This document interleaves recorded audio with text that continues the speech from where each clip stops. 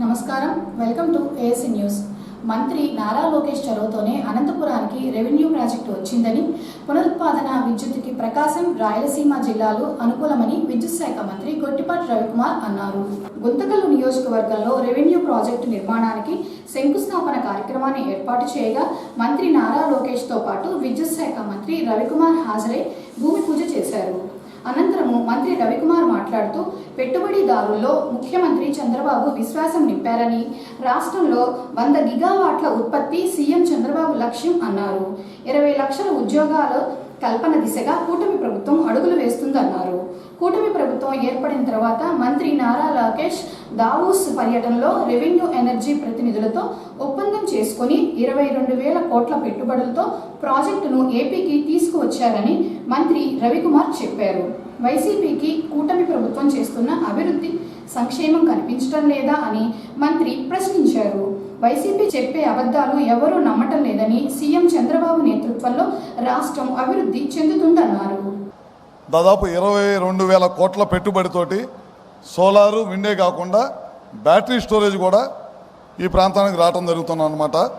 అది దావోస్లో మన నారా లోకేష్ గారు ప్రభుత్వం అధికారంలోకి వచ్చిన తర్వాత అక్కడికి వెళ్ళినప్పుడు వీళ్ళతో మాట్లాడి ఎట్టి పరిస్థితుల్లో ఈ ప్రాంతంలోకి ఈ పెట్టుబడిని తీసుకురావాలి, ఇక్కడున్న స్థానికంగా ఉన్న యువతకి ఉద్యోగ కల్పన కావాలి, రైతాంగానికి మంచి కౌలు రావాలనే ఉద్దేశంతో ఈ ప్రాజెక్ట్ ఇక్కడ తీసుకురావడం జరిగింది.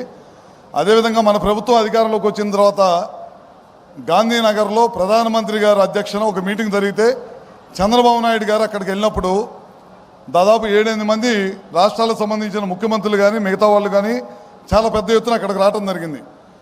ఒక్క చంద్రబాబు నాయుడు గారే అక్కడ నిలబడి పవర్ పాయింట్ ప్రజెంటేషన్ ఇచ్చిన ముఖ్యమంత్రి ఈ దేశంలో ఎవరైనా ఉన్నారంటే అది చంద్రబాబు నాయుడు గారు అని చెప్పడంలో ఏమాత్రం కూడా సందేహం లేదని చెప్తా ఉన్నాను.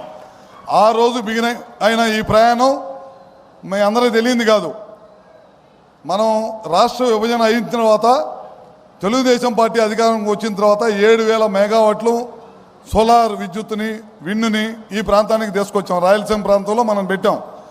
తర్వాత మన ప్రభుత్వం అధికారం కోల్పోయిన తర్వాత ఈ ప్రాంతంలో పుట్టాను, నేను రాయలసీమ వాసిని అని గొప్పగా చెప్పుకునే ముఖ్యమంత్రి ఈ ప్రాంతంలో ఒక్క మెగావాట్ కూడా తీసుకురాలేదంటే అది సిగ్గుపడాల్సిన విషయం అని చెప్పి కూడా చెప్తా ఉన్నాను. మళ్ళీ మన ప్రభుత్వం అధికారంలోకి వచ్చిన తర్వాత ఖచ్చితంగా రాయలసీమ ప్రాంతం సోలార్ విండుకు ఈ ప్రాంతంలో అనువైన ప్రదేశం తప్పకుండా తీసుకురావాలి ఇక్కడ అనే ఉద్దేశంతో ఇవాళ ఉద్యోగం ఇవ్వాలి, ఈ ప్రాంత ప్రజలకు ఉద్యోగాల అవకాశం కల్పించాలి, ఈ ప్రాంతం మంచి ప్రదేశం, చాలా పెద్ద ఎత్తున అవకాశాలు ఉన్నాయి అని చెప్పి ఉద్దేశంతో ఇవాళ ఈ ప్రాంతంలో ఈ ప్రాజెక్ట్ తీసుకురావడం జరిగింది.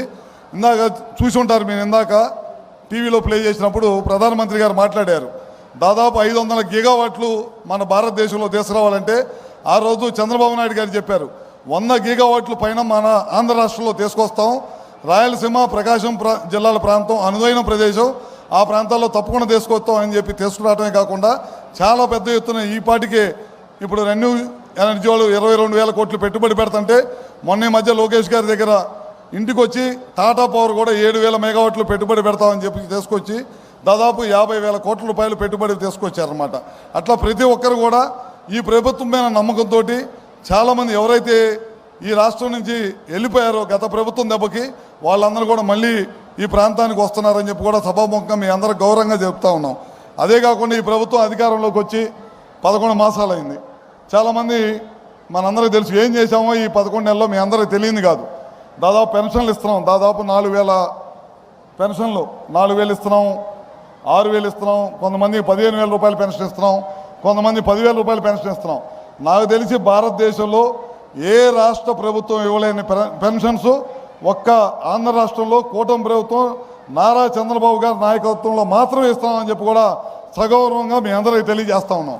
అదే కాకుండా మనం ఇవాళ ఇండస్ట్రీస్ తీసుకొస్తున్నాం.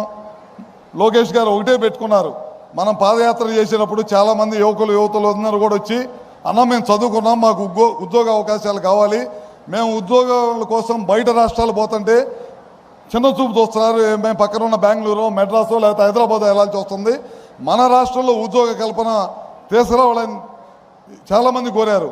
అందుకని రెన్యూబుల్ ఎనర్జీ కానీ అదేవిధంగా ఐటీలో కానీ మొన్న ఈ మధ్య మనం చూస్తూ ఉన్నాం వైజాగ్లో టాటా టాటా వాళ్ళని తీసుకొని రావడం జరిగిందనమాట.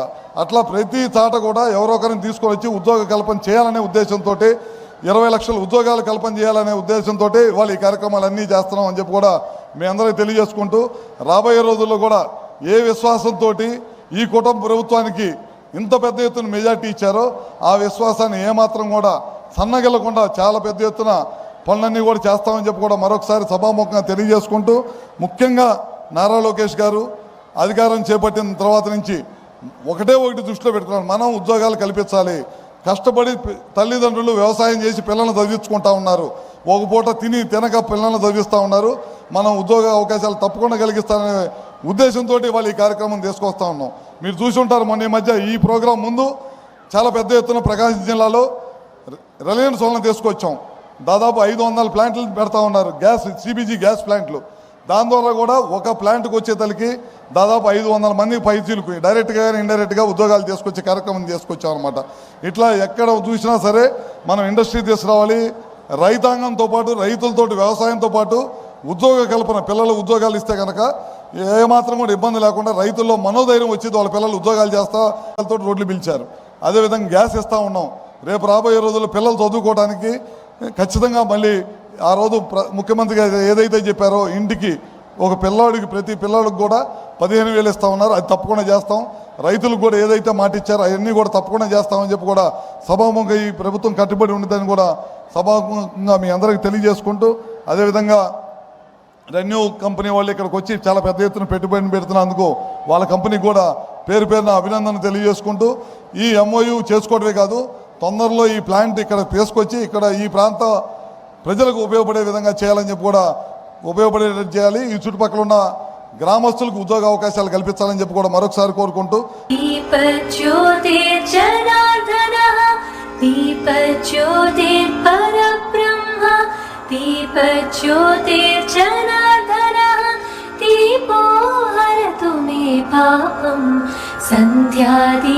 సంధ్యాదీపనమోస్తుతే శుభం కురుత్వం కళ్యాణం ఆరోగ్యం ధన సంపదః శుభం కురుత్వం కళ్యాణం ఆరోగ్యం ధన సంపదః. Let's welcome our Minister Sir. We are heartfully thank you for your precious time and for joining us here. Let's welcome our Energy Minister G. Ravi Kumar Garu. Warm welcome, sir. Andhra Pradesh రాష్ట్ర వ్యాప్తంగా municipal కార్మికులు తీవ్రమైన సమస్యలు ఎదుర్కొంటున్నారని, గతంలో సమ్మెకాలం నాటి ఒప్పందాలు నేటికి అమలు చేయకుండా ప్రస్తుత ప్రభుత్వం వేధిస్తుందని AP municipal workers employees federation రాష్ట్ర ప్రధాన కార్యదర్శి ఉమామహేశ్వరరావు అన్నారు. అద్దెంకి పట్టణంలోని స్థానిక సుందరయ్య భవనంలో శుక్రవారం పారిశుధ్య కార్మికులతో సిఐటియు ఆధ్వర్యంలో సమావేశాన్ని ఏర్పాటు చేయగా రాష్ట్ర ప్రధాన కార్యదర్శి ఉమామహేశ్వరరావు హాజరై మాట్లాడారు. ఆంధ్రప్రదేశ్ రాష్ట్రంలో కూటమి ప్రభుత్వం అధికారంలోకి వచ్చిన తరువాత మున్సిపల్ వర్కర్ల సమస్యలు పరిష్కారం అవుతాయి అనుకుంటే ప్రభుత్వం ఒక్క సమస్య కూడా పరిష్కరించకుండా ఇస్తామన్న జీవోలు కూడా ఇవ్వకుండా కాలయాపన చేస్తున్నారని, ఒక్క నెలలోనే 4,000 కుటుంబాలను పదవి విరమణతో ఇంటికి పంపించారని మండిపడ్డారు. కార్మికులకు 36వ జీవో నెంబర్ ప్రకారం జీతాలు పెంచి సమస్యలు పరిష్కరించాలని డిమాండ్ చేశారు. ప్రభుత్వం దగ్గర డబ్బులు లేక మున్సిపాలిటీలో కార్మికుల సంఖ్య పెంచడం లేదన్నారు. సమస్యలు పరిష్కారం కోసం జూలైలో జరిగే సమ్మెకి కార్మికులందరూ వెళ్లడం జరుగుతుందన్నారు. రాష్ట్ర వ్యాప్తంగా మున్సిపల్ కార్మికులు ఈరోజు తీవ్ర సమస్యలు ఎదుర్కొంటూ ఉన్నారు. గత 17 రోజుల సమ్మె సందర్భంగా ఆనాడు ప్రభుత్వం రాతపూర్వక ఒప్పందం చేసింది. ఇంజనీరింగ్ కార్మికులకి జీతాలు పెంచుతాం, అట్లాగే పారిశుద్ధ్యం కానీ ఇంజనీరింగ్ కార్మికులు 60 ఏళ్ళు నిండితే రిటైర్మెంట్ చేస్తే 10 సంవత్సరాల సర్వీస్ ఉంటే 75,000 రూపాయలు ఇస్తూ ఉన్నారు. ఇంకా ఎక్కువ సంవత్సరాలు ఉంటే ఒక్కో సంవత్సరానికి అదనంగా 2,000 రూపాయలు ఇస్తూ ఉన్నారు. ఇంతవరకు జీవో రాలేదు. అట్లాగే దహన సంస్కారాలకి 15,000 ఉంది ఇప్పటి వరకు, దాన్ని 20,000 చేస్తూ ఉన్నారు. ఎక్స్ రేషియో 5 లక్షలది 7 లక్షల రూపాయలు పెంచుతూ ఉన్నారు. దాన సంస్కార సంక్షేమ పథకాలు వీటిని అమలు చేస్తూ ఉన్నారు. ఇంతవరకు ఒక్క దానికి కూడా జీవో రాల. తెలుగుదేశం కూటమి ప్రభుత్వం అధికారంలోకి వచ్చింది, సమస్యలు పరిష్కారం అవుతాయి, అట్లాగే మున్సిపల్ కార్మికులకి భద్రత దొరుకుతుందని చెప్పేసి కార్మికులందరూ ఆశించారు. కానీ ప్రభుత్వం ఏ ఒక్క సమస్య పరిష్కారం చేయకపోగా ఇస్తామన్నటువంటి జీవోలు ఇవ్వకుండా కాలయాపన చేస్తూ ఈరోజు 60 ఏళ్ళు నిండి అని చెప్పి బలవంతంగా రిటైర్మెంట్ చేసి పంపుతా ఉన్నారు. ఈ ఒక్క నెల రోజుల్లో 4000 కుటుంబాలు రాష్ట్ర వ్యాప్తంగా ఇంటికి పంపించారు. ఒక్క నయా పైసా లేదు. పోనీ వాళ్ళ బిడ్డల కన్నా ఉద్యోగాలు ఇస్తారండి, బిడ్డలకి ఉద్యోగాలు లేవు. ఈరోజు అనారోగ్యం పాలైపోయి దీర్ఘకాలికంగా మంచాలు పెట్టిన వాళ్ళు ఉన్నారు, చనిపోయిన వాళ్ళు ఉన్నారు, ఆప్కాస్ ద్వారా రిటైర్మెంట్ చేసిన వాళ్ళు ఉన్నారు. వీళ్ళ పిల్లలకి ఉద్యోగాలు ఇవ్వాలని మేము ఈ ప్రభుత్వాన్ని డిమాండ్ చేస్తూ ఉన్నాం. కానీ దొడ్డిదారిన అనేక చోట్ల ప్రజాప్రతినిధులు, కొత్తగా అధికారంలోకి వచ్చినటువంటి అధికార పార్టీ ఎమ్మెల్యేలు అక్రమంగా పోస్టుల్ని వాళ్ళ మనుషులకు ఇప్పించుకోవటమో లేదా డబ్బులకు అమ్ముకునేటువంటి ప్రయత్నాలు జరుగుతున్నాయి అనేది మా దృష్టికి వస్తూ ఉంది. ఇటువంటి పద్ధతుల వల్ల కార్మికులు తీవ్ర అసంతృప్తి చెందుతూ ఉన్నారు. ఈరోజు ఇంజనీరింగ్ కార్మికులకి 15,000 రూపాయలు, 18,500 ఇస్తున్నారు. పారిశుద్ధ్య కార్మికులకి 21,000, ఇంకొంతమందికి 24,500 ఇస్తున్నారు. మరి టెక్నికల్ పనులు చేసే వాళ్ళకి ఇంత తక్కువ జీతాలు ఎందుకు ఇవ్వాలి? 36వ నంబర్ జీవో ప్రకారం జీతాలు పెంచాలి. వీళ్ళు కాకుండా ఇప్పుడు డైలీ వేజ్ పేరుతో 10,000, 12,000, 6,000 రూపాయలతో పనులు చేయించుకుంటున్నారు. అట్లాగే ఎన్ఎంఆర్లు 25 ఏళ్ళు, 20 ఏళ్ళ నుంచి సర్వీస్ చేస్తున్న వాళ్ళకి 13,000 రూపాయలు ఇస్తున్నారు. కోవిడ్ కార్మికులు, బదిలీ కార్మికులు వీళ్ళకి నెలంతా పని చేయించట్లా. కార్మికుల సంఖ్య ఏమో పెంచట్లేదు. ఇప్పుడు రాష్ట్ర ప్రభుత్వం చెబుతుంది రాష్ట్ర వ్యాప్తంగా 45 మున్సిపాలిటీలు లెటర్లు పెట్టారట, మేము మనుషులను పెంచుకోవడానికి మాకు పర్మిషన్ ఇవ్వమని. మన డిఎంఏ గారు చెప్తున్నాడు, ఇప్పుడున్న నామ్స్ ప్రకారం అయితే 5 మున్సిపాలిటీలకు మాత్రమే మనుషులు పెంచుకునే అవకాశం ఉంది, మిగతా 40 మున్సిపాలిటీలకి మనుషులు పెంచుకోవడానికి అవకాశం లేదు. కారణం ఏంటంటే డబ్బులు లేవు. మరి డబ్బులన్నీ ఎడిపోతున్నాయి. ప్రజల దగ్గర నుంచి డబ్బులు వసూలు చేస్తున్నారు, ఇంటి పన్నులు వసూలు చేస్తున్నారు. అక్కడక్కడ మున్సిపల్ కార్మికులను కూడా ఇంటి పన్నులు వసూలు చేయించడంలో, శిస్తు వసూలు చేయడంలో వీటన్నిటిలో వాడుకుంటున్నారు. మరి ఆ డబ్బులన్నీ ఏమవుతున్నాయి? కాబట్టి ప్రభుత్వాన్ని కూడా మేము ఆలోచించమని చెబుతున్నాం. మున్సిపల్ కార్మికులు చేసే పని ఇతరులు చేసే పనికి తేడా ఉంది. మున్సిపల్ కార్మికుల పనిని పరిగణలో తీసుకొని ప్రజల ఆరోగ్యాన్ని, పర్యావరణాన్ని కాపాడే పని చేస్తున్నారు. పారిశుద్ధ్య కార్మికులు కానీ, ఇంజనీరింగ్ కార్మికులు కానీ వీళ్ళ సేవలను గుర్తించి ప్రభుత్వం కొంత డబ్బులు పారిశుద్ధ్య కార్మికులకు ఏ రకంగా అయితే 6,000 రూపాయలు గవర్నమెంట్ ఇస్తుందో అదేవిధంగా ఇంజనీరింగ్ కార్మికులకు కూడా 6,000 రూపాయలు ఇస్తే వాళ్ళకు కూడా జీతాలు పెరిగితే క్లాబ్ డ్రైవర్లతో సహా ఈరోజు క్లాబ్ డ్రైవర్లు ఉన్నారు. ఇప్పుడు ఆ ఆటోలను తిప్పుతారా, ఆపేస్తారా తెలియట్లా. దేశవ్యాప్తంగా కార్మికులు ఎదుర్కొంటున్న సమస్యల పరిష్కారం కోసం జూలై 9వ తేదీన దేశవ్యాప్తంగా ఒకరోజు అఖిల భారత కార్మిక సంఘాలు స్వతంత్ర ఫెడరేషన్ ఆధ్వర్యంలో సమ్మె జరగబోతా ఉంది. దీన్ని జయప్రదం చేయాలని చెప్పేసి కార్మిక వర్గాన్ని పిలిపిస్తున్నాం.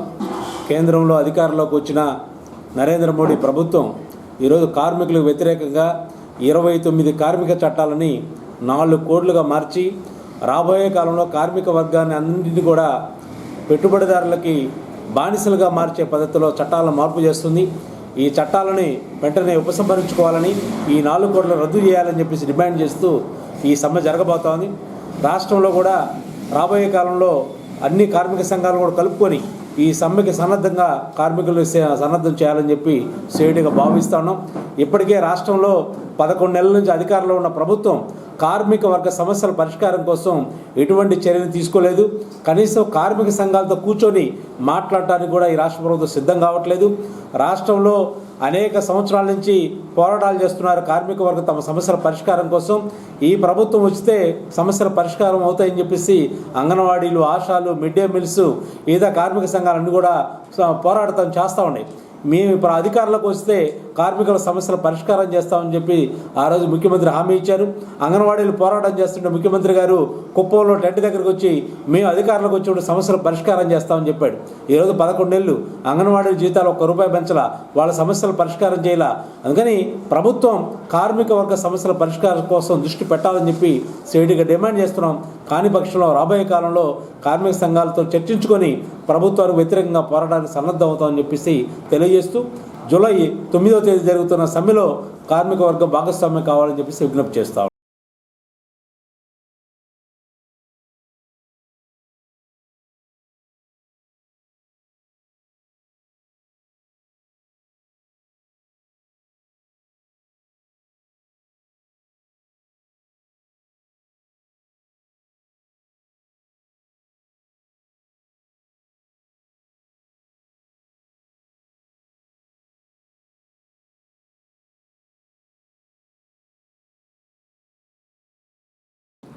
సింగరకొండ శ్రీ ప్రసన్నాంజనేయ స్వామి దేవస్థాన కుంభాభిషేకంలో భాగంగా శుక్రవారం 3వ రోజు ఆలయంలో ప్రత్యేక పూజా కార్యక్రమంలో హోమములు జరిగాయి. క్షేత్రాధిపతి అయిన శ్రీ లక్ష్మీనరసింహస్వామి వారికి విశేష ద్రవ్యములతో పంచామృత అభిషేకము, సహస్రనామ తులసి దళార్చన విశేషంగా నిర్వహించారు. కార్యక్రమంలో దేవస్థాన ఈవో తిమ్మనాయుడు దంపతులు, దాతలు పాల్గొని తిలకించారు. నూతన రాతి ముఖమండపం ఆలయంలో మహన్యాస పారాయణం, రుద్ర పారాయణం, సూర్య నమస్కారములు, వేద పారాయణం, సుందరకాండ పారాయణం, వివిధ రకాల హోమ కార్యక్రమాలు జరిగాయి. ఈ సందర్భంగా ఆలయ వేద పండితులు వంగళ హరిశంకర అవధాని మాట్లాడుతూ ప్రసన్నాంజనేయ స్వామి ఆలయ పునఃప్రతిష్టలో భాగంగా ఈ నెల 19న మహాకుంభాభిషేకం జరుగుతున్న నేపథ్యంలో 14వ తేదీ నుంచి దేవాలయంలో పూజా కార్యక్రమంలో హోమములు నిర్వహిస్తున్నారని, ఆంధ్ర, తెలంగాణ, కర్ణాటక, మహారాష్ట్రాలలో ఉన్న ప్రముఖ దేవాలయాల నుంచి 70 మంది వేద పండితులు, అర్చకులు తరలి వచ్చారని, వారిచే దేవాలయంలో వేద పారాయణ, సుందరకాండ పారాయణ, పూజా కార్యక్రమాలు జరుగుతున్నాయని అవధాని తెలియజేశారు. మన సింగరకొండ ప్రసన్నాంజనేయ స్వామి వారి దేవస్థానంలో 14వ తారీఖు నుండి అంటే వైశాఖ బహుళ విధియ నుండి ఈ క్షేత్రంలో బుధవారం నుండి స్వామివారి మహాకుంభాభిషేకము, విమాన శిఖర కుంభాభిషేకము, అలాగే నూతన జీవధ్వజ ప్రతిష్టా కార్యక్రమాలు ప్రారంభమైనవి. ఆ రోజున స్వామివారి యాగశాలలో గణపతి పూజ, పుణ్యవాచనం, ఋత్విగ్వరణ, తర్వాత దీక్షాధారణతో కార్యక్రమం ప్రారంభమయ్యి నిన్న స్వామివారి దేవస్థానంలో ఈ చతుర్వేదాలు, ఋగ్వేదము, యజుర్వేదము, సామవేదము, అథర్వణ వేదము 4 వేదాలు చదువుకున్న పండితులతో 4 వేదాల పారాయణ, కృష్ణ యజుర్వేద హవనము, అలాగే సుందరకాండ పారాయణ, సూర్య నమస్కారాలు, రామం, ఆంజనేయం, మూలమంత్ర అనుష్ఠానములు, ఆ కొత్తగా కట్టిన ముఖమండపంలో ఆ రుద్రైకాదశిని అంటే ఈ ఈశ్వరుడికి సంబంధించిన 11 మంది ఋత్విక్కులచే రుద్రైకాదశిని కార్యక్రమం ప్రారంభమయ్యి 14వ తారీఖు, 16వ తారీఖు ఈరోజు 3 రోజుల నుంచి కార్యక్రమాలు జరుగుతున్నాయి. ఉదయం పూట అధివాసాలు, తర్వాత అధివాస హోమాలు, నిన్న జీవధ్వజ దండానికి జలాధివాసము, అలాగే పుష్పాధివాస కార్యక్రమాలు జరిగినాయి. ఈరోజు కూడాను అధివాసాలు, అధివాసాంగ హోమాలు కార్యక్రమం జరుగుతుంటుంది. సుమారు ఈ దేవస్థానంలో ఈ మహాకుంభాభిషేకానికి రాష్ట్రం నలుమూలలు, అలాగే తెలంగాణ, కర్ణాటక నుంచి కూడా ఋత్విక్కులు వచ్చారు. 70 మంది ఋత్విక్కులు వచ్చారు. దాంట్లో సుమారు 30 మంది వేద పండితులు వచ్చారు.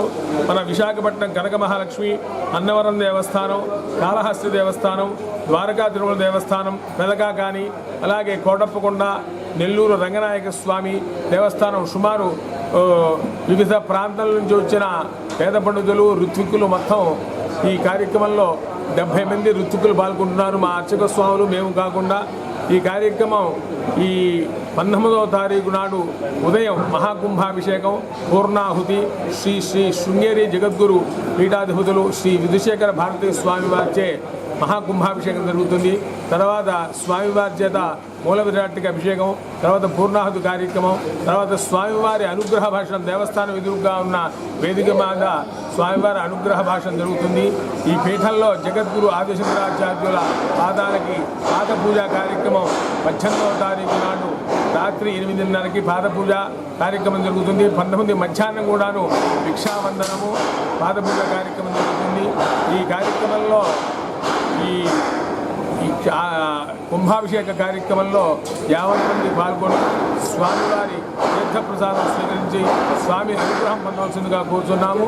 19వ తారీఖు ఉదయం 5 గంటలకి 2000 మంది సువాసినీయుల చేత ఈ గుండికా నదిలో ఉన్న జలముతో, ఈ కలశాంతో, ఊరేగింపుతో క్షేత్రం దగ్గరకు వస్తారు. కుంభాభిషేకం అయిన తర్వాత జలం మొత్తం కూడాను విమాన శిఖరానికి అభిషేకం జరగడం కార్యక్రమం జరుగుతుంది. కావున 50 మంది భక్తులు ఈ కార్యక్రమంలో పాల్గొని స్వామివారి తీర్థప్రసాదం స్వీకరించి స్వామి అనుగ్రహం పొందవలసింది కోరుతున్నాం. 19వ తారీఖు ఉదయం సుమారు 11:30కి ఈ స్వామివారి అనుగ్రహ భాషణం ఉపన్యాస కార్యక్రమం ఉంటుంది. ఆ ఉపన్యాస కార్యక్రమం కూడా విని స్వామివారి ఆశీర్వచనము, స్వామి ఆశీస్సులు పొందగోరుతున్నాం.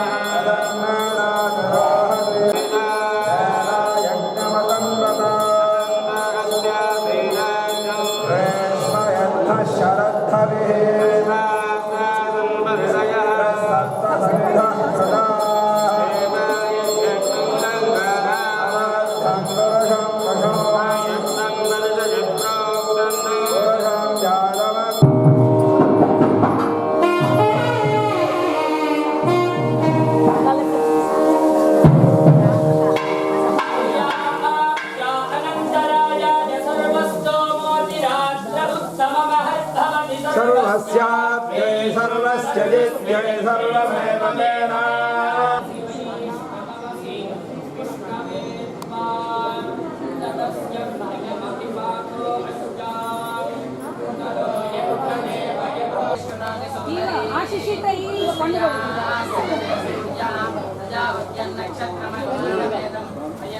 పూలుగుడి అటెళ్ళు అక్షంతలు వేయించుకుని తల పండు తీసుకొని ఒక చాక్లెట్ పండుగ చేశారు.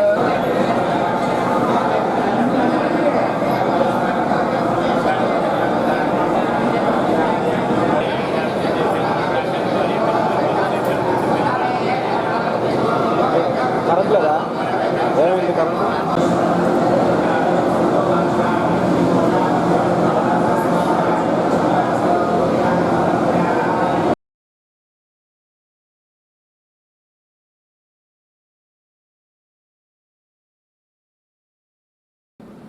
అద్దంకి పట్టణంలోని ఈ నెల 17వ తేదీన జానపద కళాపీఠం రజతోత్సవంలో నిర్వహిస్తున్నారని జానపద కళాపీఠం అధ్యక్షులు దేవపాలన తెలిపారు. కార్యక్రమానికి సంబంధించి శుక్రవారం అద్దంకిలో కళాపీఠం బృందం మీడియా సమావేశాన్ని నిర్వహించారు.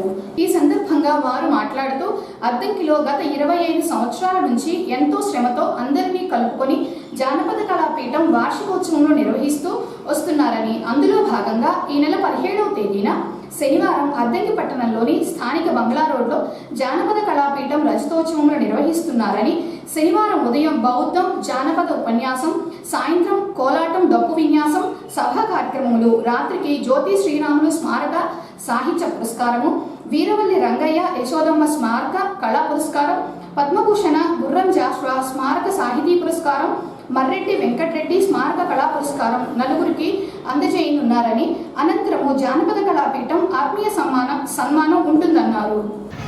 జానపద కళాపీఠం స్థాపించి 25 సంవత్సరాలు పూర్తయిన సందర్భంలో రజతోత్సవాలని నిర్ణయించాము.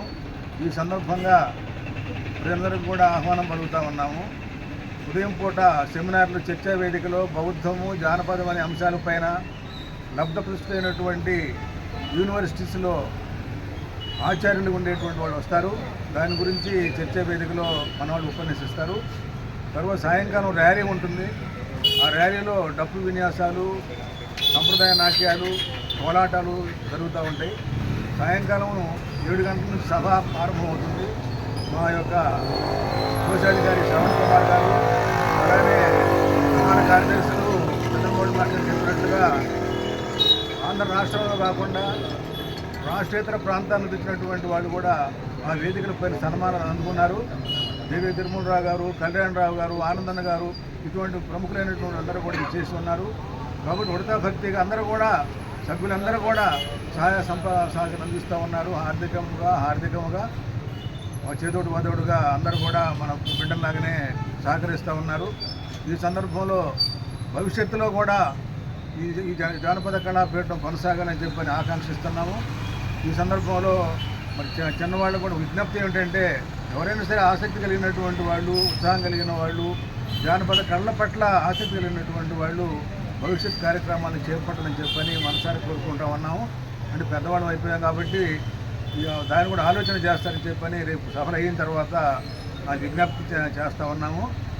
ఈ సందర్భంలో ప్రజానీకం అందరూ కూడా విచ్చేసి ఈ జానపద కళాపీఠం యొక్క కార్యక్రమాలు తమగా భావించి ఆశీస్సులు పలకాలని చెప్పని ఆకాంక్షిస్తూ అందరికీ ఆహ్వానం పలుకుతూ ఉన్నాం. ప్రజానీకానికి 1998లో జానపద కళల పరిరక్షణ, జానపద కళాకారుల జీవిత గమనాన్ని పరిశీలించడానికి, జానపద సాహిత్యాన్ని అక్షరబద్ధం చేసి దాన్ని ఒక శాశ్వత అజరామరమైనటువంటి విధంగా గ్రంథస్థం చేయడానికి మొట్టమొదట దీనికి అడుగులు వేసినటువంటి జ్యోతి చంద్రమౌళి మాస్టర్ గారు మరియు దేవపాలన మాస్టర్ గారి యొక్క సారథ్యంలో ఈ యొక్క కళాపీఠం ఏర్పడడం జరిగింది. నాటి నుంచి నేటి వరకు జానపద కళా సాహిత్యంలో రాష్ట్రంలో లబ్ధ ప్రతిష్ఠులైనటువంటి సుసంపన్నం చేసినటువంటి ఎంతోమంది జానపద సాహితీవేత్తలకి, కళాకారులకి మరియు కళాభిమానులకి ఎందరినో వివిధ స్మారక పురస్కారాలతో సత్కరించుకోవడం జరిగింది.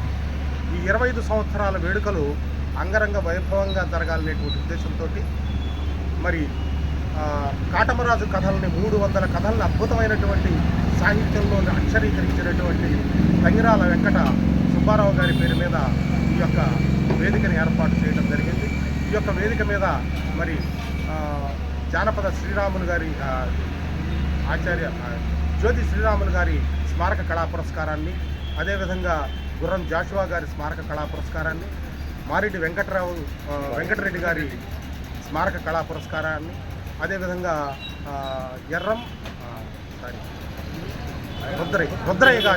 రుద్రయ్య గారి పురస్కారాన్ని కూడా అందించడం జరుగుతూ ఉంది.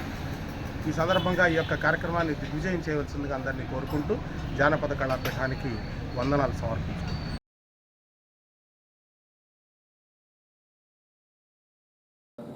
బల్లికురువ మండలం ఎస్ఎల్ గుడిపాడు గ్రామంలో రాష్ట్ర ప్రభుత్వం నిర్మించే సోలార్ పార్కు నిర్మాణంకు రైతులందరూ స్వచ్ఛందంగా ముందుకు వచ్చి సహకరించాలని చీరాల ఆర్డీఓ చంద్రశేఖర్ నాయుడు అన్నారు. ఎస్ఎల్ గుడిపాడు గ్రామంలో శుక్రవారం సోలార్ పార్కు నిర్మాణంపై ప్రత్యేక గ్రామసభను ఏర్పాటు చేయగా ఆర్డీఓ చంద్రశేఖర్ నాయుడు హాజరై మాట్లాడారు. ఎస్ఎల్ గుడిపాడు గ్రామం వద్ద సోలార్ పార్కు నిర్మిస్తే ఉపాధితో పాటు గ్రామం అభివృద్ధి చెందుతుందని, రైతులు ఈ విషయాన్ని గమనించి రైతులు స్వచ్ఛందంగా ముందుకు వచ్చి భూములు ఇవ్వాలన్నారు. రైతులు స్వచ్ఛందంగా ముందుకు వచ్చి సోలార్ పార్కు నిర్మాణానికి భూములు ఇస్తే తగిన నష్టపరిహారం అందిస్తారని ఆర్డీఓ తెలియజేశారు. డెవలప్ కావాలి, ఒక ఇండస్ట్రీ పెడితే మనకు 10 మందికి ఉపాధి కలుగుతుంది, తర్వాత డెవలప్ అవుతుంది. దాంట్లో భాగంగా దీంట్లో కూడా ఆయన చూడు తర్వాత మీరు చెప్పండి. వాళ్ళకి ఇందాక అదే సోలార్ ఎనర్జీ స్పేర్ పార్ట్స్ ప్రిపరేషన్కు ఒక ఇనిషియల్గా ఒక ఈ ఏరియా అయితే బాగుంటుంది అనేది ఒక గ్రామంలో ప్రపోజల్ టెక్నికల్ కమిటీ ఒక విజిట్ చేసి ఒక నిర్ణయం తీసుకున్నాను. ఇనిషియల్గా తీసుకొని ఇదైతే మన ప్రపోజల్ బాగుంటుందని చేశారు. సో దాని గురించి మీకు అంతా తెలియదేం కాదు. మనం చిన్నప్పుడు చూస్తాం, మనం ఏదో ఎవరెవరు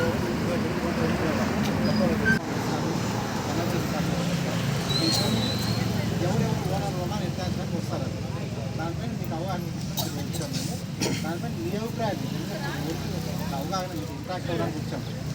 ఇలా కూర్చొని చర్చించుకొని తర్వాత ఏం చేద్దాం అనేది, తర్వాత మీకేం ప్రొవైడ్ చేస్తారు వాళ్ళు అనే దాంట్లో ఉన్నాయి. తర్వాత ప్రాజెక్ట్ ఒకసారి స్టార్ట్ అయితే కూడా దాంట్లో మీకు ఏమనేది ఎంప్లాయ్మెంట్ అయ్యి ఉంటుంది. ఇప్పుడు ఎన్నిసార్లు చెప్పినా ఒకటే, మీ అభిప్రాయం తెలియపరుస్తామని చెప్పినాము. దీనికి అందరూ చెప్పండి, ఇది అవసరం లేదు, ఒకరిద్దరు ముగ్గురు చెప్పారంటే దాన్ని మేము రికార్డ్ చేసుకుంటాము, దాన్ని గవర్నమెంట్ నిర్ణయం చెప్తాము. ఇప్పుడు ఏంటంటే వ్యవస్థలో భాగమే కాబట్టి ఓకే అలాంటి ఏదైనా ఉంటే ఇప్పుడు మీ తరఫున, ఎందుకంటే ఇది గవర్నమెంట్ ప్రాజెక్ట్ కాబట్టి మీ తరఫున నెక్స్ట్ ఫర్దర్ ఎవరైనా తీసుకోవాలా మాట్లాడాలంటే ఎవరు ఇద్దరు ముగ్గురు మీరు సెలెక్ట్ చేసుకోండి. రాజధాని చెప్పండి. మేము చెప్పేది ఇంతమంది మీరు కరెక్ట్ దీనికే ఇప్పుడు మీ అభిప్రాయాలు చెప్పారు, రేపు మేము చెప్తాము, మీ తరఫున ఉండటం బెటర్. ఇద్దరు ముగ్గురు సింగరకొండలోని ప్రసన్నాంజనేయ స్వామి దేవస్థాన సహాయ కమిషనర్ కార్యాలయం భవనం నూతనంగా నిర్మించగా శుక్రవారం ప్రత్యేక పూజలు తదుపరి ఆలయ ఈవో మదమంచి తిమ్మనాయుడు బాధ్యత తీసుకున్నారు. ఇక నుంచి నూతన కార్యాలయంలోనే పరిపాలన చేయనున్నారు. ఈ సందర్భంగా ఈవో దంపతులను అర్చకులు ఆశీర్వదించి తీర్థప్రసాదములు అందజేశారు. సింగరకొండ శ్రీ ప్రసన్నాంజనేయ స్వామి ఆలయ రాతి ముఖ మండపానికి అద్దంకి మండలం నాగులుపాడు గ్రామానికి చెందిన వేరి మౌంట్ ఇన్ఫా అధినేత అడుస్మల్లి కిషోర్ బాబు పార్వతి 1,116 రూపాయల విరాళములు చెక్కుల రూపంలో శుక్రవారం ఈవో తిమ్మనాయుడికి అందజేశారు.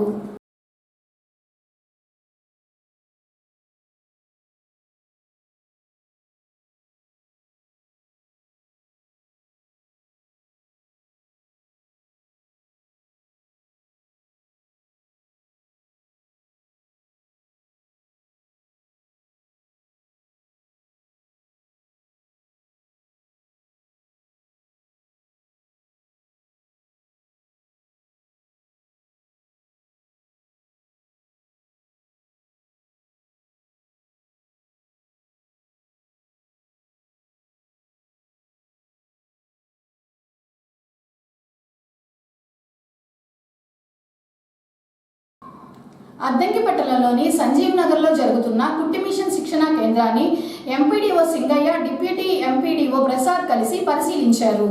శిక్షణకు వచ్చే మహిళలు హాజరు పట్టీలను తనిఖీ చేసి ప్రతిరోజు ఎంతమంది శిక్షణకు వస్తున్నారో అడిగి తెలుసుకున్నారు. కుట్టి మిషన్ శిక్షణకు వచ్చే వారందరికీ 100% హాజరు ఉంటేనే శిక్షణ తదుపరి ఉచితంగా మిషన్ అందజేస్తారన్నారు.